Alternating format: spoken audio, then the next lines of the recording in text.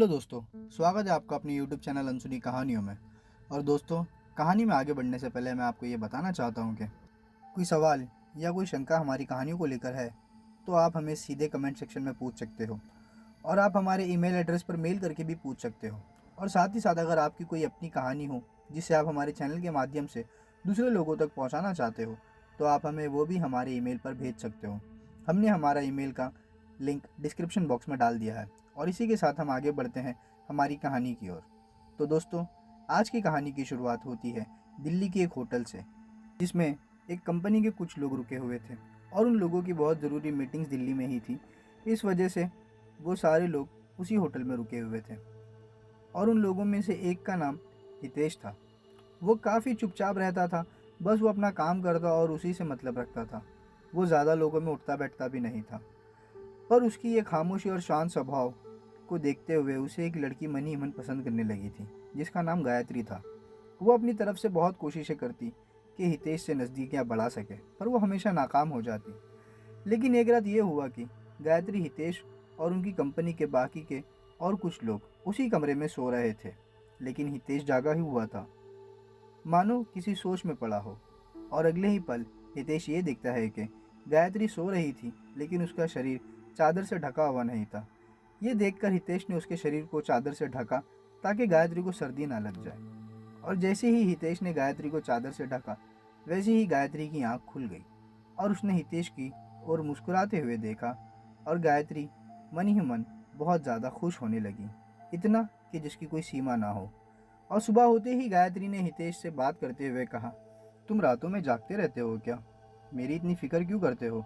मेरा क्या है, मैं नींद में करवटें बदल बदल कर सोती हूँ तो मेरे शरीर से चादर हटी जाती है। तो तुम मेरी इतनी फिक्र मत करो। ये बात कहते ही गायत्री मुस्कुराते हुए हितेश की तरफ आंख भर कर देखती है और प्यार भरा इशारा भी करती है। हितेश भी गायत्री के इशारे और इरादों को अच्छे से समझ जाता है। और कहीं ना कहीं हितेश को भी उसकी ये बातें अच्छी लगने लगी थी। और हितेश भी हल्की सी मुस्कान देते हुए गायत्री को जवाब देता है कि यह आदत सी बन गई है मेरी। जब भी मैं किसी को रात में बिना चादर के सोते हुए देखता हूँ तो उसे चादर उड़ा देता हूँ। ये बात सुनते ही गायत्री पूछती है कि हितेश, ये तुम्हारी कैसी आदत हुई? हितेश जवाब में कहता है कि अभी तो हमें मीटिंग के लिए लेट हो रहा है, पर मैं तुम्हें रात में ये कहानी सुनाऊंगा कि मेरी ये आदत कैसी हुई। गायत्री भी हाँ में मुंडी हिलाकर जवाब देती है और रात होने का इंतज़ार करती है। जैसे ही रात हो जाती है, गायत्री हितेश को इशारा करते हुए याद दिलाती है कि तुम मुझे कोई कहानी सुनाने वाले थे तुम्हारे बारे में। हितेश भी हाँ में मुंडी हिलाते हुए कहता है कि तो सुनो, बात कुछ ऐसी है। 1996 में हमेशा की तरह मैं अपनी छुट्टियों में अपने घर गया था। और मेरे परिवार में कुल 7 लोग रहते थे। मेरी माता, मेरे पिता, मेरे 2 भाई, मेरी एक लाडली सी बहन और मेरी एक प्यारी सी दादी। और जब मैं उन छुट्टियों में अपने घर गया तो कुछ भी पहले जैसा नहीं लग रहा था। मेरे घर में हर कोई परेशान ही दिख रहा था। सबके चेहरे पे एक अजीब सी मायूसी थी, जिसे देखकर मेरे मन में काफ़ी सवाल उठ रहे थे, लेकिन कोई मुझे कुछ बताना ही नहीं चाहता था। लेकिन इन सारी बातों के बीच एक चीज़ मेरे समझ में आ रही थी। घर के सारे लोग मेरी बहन गुड्डी के लिए परेशान थे, क्योंकि मेरे घर में हर कोई सेहतमंद था, बस एक गुड्डी ही थी जो बीमार थी। और गुड्डी को बीमार देखकर ये बात मुझे अच्छे से समझ आ चुकी थी कि घर में सारे लोग हो ना हो इसी को लेकर परेशान हैं। और परेशान हो भी क्यों ना, गुड्डी सबकी लाडली जो थी। मैंने घर में सभी लोगों से बहुत पूछा, लेकिन किसी ने कुछ जवाब नहीं दिया। और अगले ही 2 दिन बाद मैं ये देखता हूँ कि मेरी बहन अचानक से बुखार में तपने लगी और इसी बुखार में तपते हुए चीखने चिल्लाने लगती है। और साथ ही साथ खुद के चेहरे को भी अपने खुद के हाथों से नोचने लगती है। उसकी ये हालत देखकर मैं बहुत ज़्यादा परेशान हुआ और मैं मेरी माँ से कहने लगा कि माँ, मैं किसी डॉक्टर को लेके आता हूँ। मेरी माँ ने मुझे इशारे में मना किया और कहने लगी कि ये बात किसी डॉक्टर के बस की नहीं है। माँ की ये बात मैं ठीक से समझ तो नहीं पाया, लेकिन ये बात मैं अच्छे से जान चुका था कि ये बात कुछ और ही है। मेरे सारे घर वाले गुड्डी के लिए बहुत ज़्यादा परेशान हो रहे थे कि अगले ही पल मेरी दादी मेरी माँ से कहती है कि इसे पकड़ो और इसे मंदिर के पास ले चलो। दादी की ये बात सुनते ही हम सब गुड्डी को लेकर मंदिर में जाते। उससे पहले ही गुड्डी बहुत ज़ोर से चिल्लाती और चिल्लाते हुए ये कहती, अगर मुझे मंदिर के पास भी ले गए तो मैं इस लड़की को जान से मार दूंगी। असल में यह आवाज़ गुड्डी की थी, लेकिन ये बातें गुड्डी की नहीं थी, बल्कि उसके अंदर बसी एक बुरी आत्मा की थी। जब गुड्डी ने चिल्लाकर यह बात कही तो हम सारे परिवार वाले बहुत डर गए। लेकिन मेरी दादी ने हमें हिम्मत देते हुए कहा, तुम लोग इसे पकड़ो और मंदिर की तरफ ले चलो। हमने भी दादी की बात मानी और गुड्डी को मंदिर की तरफ ले चले। और जैसे ही हमने गुड्डी को पकड़कर मंदिर में भगवान के सामने खड़ा किया, वैसे ही उसके अंदर से वो बुरी आत्मा चीख चीख कर चिल्लाकर कहने लगी, और वो ये कहती कि मुझे यहाँ से जल्दी हटा दो, वरना मैं इस लड़की को साथ में लेकर चले जाऊंगी। उस बुरी आत्मा से ये बात सुनते ही मेरी दादी काफ़ी ज़्यादा डर गई और मेरी दादी उस आत्मा से कहने लगी कि तुम क्यों हमें परेशान कर रही हो, छोड़ दो मेरी बेटी का पीछा, तुम जो चाहती हो हम तुम्हें वो सब देंगे, बस मेरी बेटी का पीछा छोड़ दो। और मेरी दादी को जवाब देते हुए वो बुरी आत्मा एक बहुत डरावनी आवाज़ में कहती है कि मुझे लाल चुन्नी, कुछ हल्दी और कुछ मेहंदी लाकर दे दो, तो मैं तुम्हारी बेटी का पीछा छोड़ दूंगी और मैं यहाँ से चले जाऊंगी। रात तो बहुत हो चुकी थी, इतनी कि सारी दुकानें बंद हो चुकी थी। फिर भी मैं और मेरा भाई उस आत्मा की बताई हुई चीज़ें लेने निकल पड़े। हमने दुकानदार के घर जाकर उसकी दुकान खुलवाई और सारा सामान ले लिया, और हमने उस आत्मा की मांग पूरी करते हुए सारा सामान ला के उसके सामने रख दिया। सामान देखते ही उस बुरी आत्मा ने सबसे पहले उन सामान में से लाल चुन्नी उठाई और अपने सर पर सजा ली। उसके बाद उसने हल्दी उठाई और अपने मुंह पे बहुत ही जंगली तरीके से मलने लगी, और ठीक वैसे ही तरीके से मेहंदी उठाकर अपने हाथ और पैर पर मलने लगी, और बहुत ही भयानक आवाज़ निकाल कर कहने लगी, आज से 100 साल पहले मैं दुल्हन बनने वाली थी, लेकिन मेरी शादी से पहले ही कुछ डाकू हमारे घर में डकैती करने घुस गए और उन्होंने हमारे घर से सारे जेवर और पैसे तो लूट ही लिए, पर उन्होंने ज़बरदस्ती मुझे भी अपने साथ उठाकर ले गए, और सभी डाकुओं ने बारी बारी मेरा बलात्कार किया, और जब उनका मन मेरे से भर गया तो उन्होंने मुझे वहीं काट कर ज़मीन में गाड़ दिया, और तब से मेरी आत्मा अपनी अधूरी ख्वाहिश के साथ भटकने लगी, और उन डाकुओं को तो मैंने मौत के घाट उतार दिया, और अब इस गुड्डी की बारी है, क्योंकि उसी जगह पर ये बार बार खेलने आती थी जहाँ पर उन डाकुओं ने मुझे काट कर ज़मीन में गाड़ दिया था। उस आत्मा के मुंह से ये सारी बातें सुनते ही मेरी दादी मुझसे कहती है कि हमारे पड़ोस के गांव में जो तांत्रिक है उसे बुला के लेके आ, ये इतनी आसानी से मानने वाली नहीं है। मैं भी मेरी दादी की बात सुनते ही दौड़ भागा और उस तांत्रिक की तलाश में निकल पड़ा, और उस तांत्रिक को साथ में लेकर ही घर पर लौटा। उस तांत्रिक ने भी सारी बातें सुनी और समझी, और अपने जादुई मंत्रों से उस बुरी आत्मा को धूल चटा ही दी। अब तक हम सारे लोग उस आत्मा के आगे हाथ पैर जोड़ रहे थे, लेकिन अब वो बुरी आत्मा उस तांत्रिक के हाथ पैर जोड़ रही थी। लेकिन तांत्रिक ने भी एक बात ना मानी और उस बुरी आत्मा को गुड्डी के शरीर से निकाल कर भगा ही दिया। हम परिवार के सारे लोग उस तांत्रिक के इस काम से बहुत ज़्यादा खुश हुए, और हमने खुशी खुशी उस तांत्रिक को उसकी दक्षिणा दी, और साथ ही साथ हम सारे लोग उस तांत्रिक को दिल से शुक्रिया अदा कहते और बहुत ज़्यादा उसका एहसान मानते। और जैसे ही वो बुरी आत्मा गुड्डी के शरीर से निकलती है, वैसे ही गुड्डी भी बेहोश हो जाती है। मैंने भी गुड्डी को उठाया और हॉस्पिटल के लिए लेके निकल गया। गुड्डी का पीछा उस बुरी आत्मा ने छोड़ तो दिया था, लेकिन गुड्डी बहुत ही ज़्यादा कमज़ोर हो गई थी, और काफ़ी दिन हॉस्पिटल में निकालने के बाद अब गुड्डी पहले से बेहतर महसूस कर रही थी। फिर सब कुछ पहले के जैसा ही हो गया। हम सारे परिवार के लोग पहले के जैसे ही हंसी खुशी रहने लगे, और उन्हीं खुशी के दिनों के चलते हमारे ख़ानदान में मेरी एक कज़िन की शादी भी आ गई।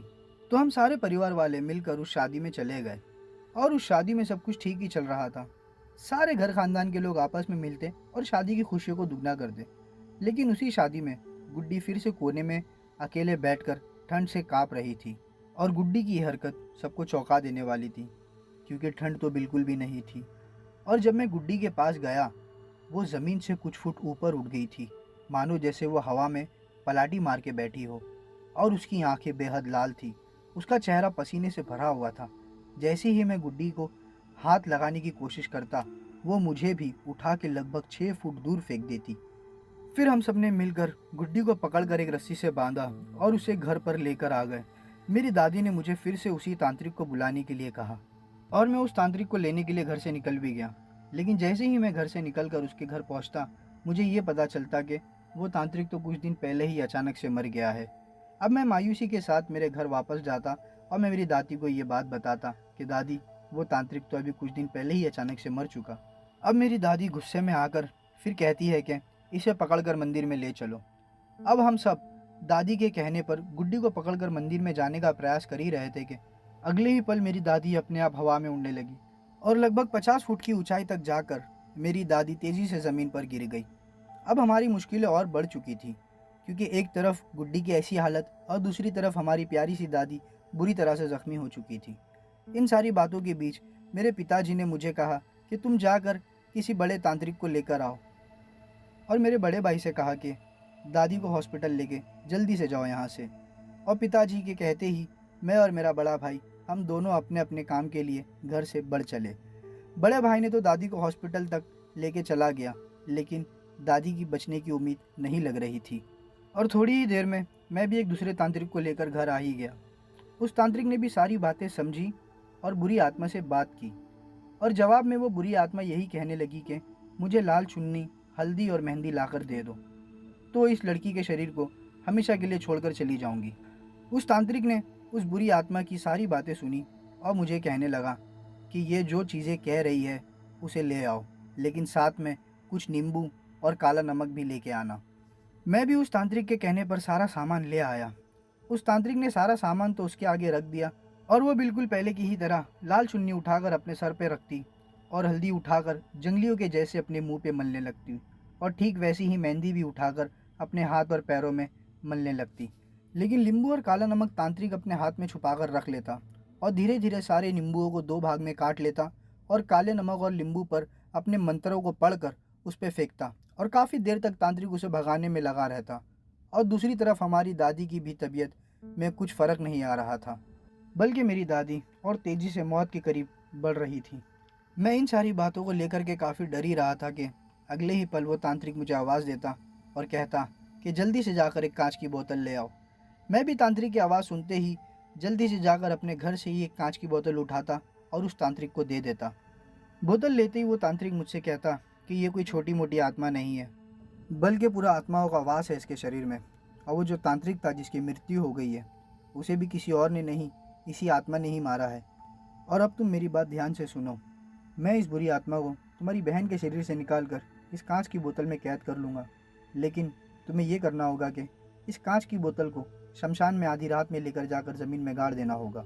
मैंने भी उस तांत्रिक की बात सुनते ही हाँ में मुंडी हिलाई और उस तांत्रिक से कहने लगा कि आप जैसा कहोगे मैं वैसा ही करूँगा, आप बस हमारा पीछा इस बुरी आत्मा से छुड़ा दीजिए।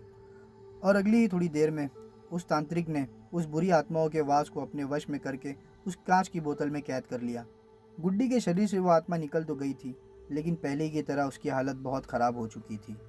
और हमारे घर से निकलते वक्त वो तांत्रिक भी हमें कह रहा था कि तुम्हें इस लड़की का ख्याल बहुत ज़्यादा रखना पड़ेगा।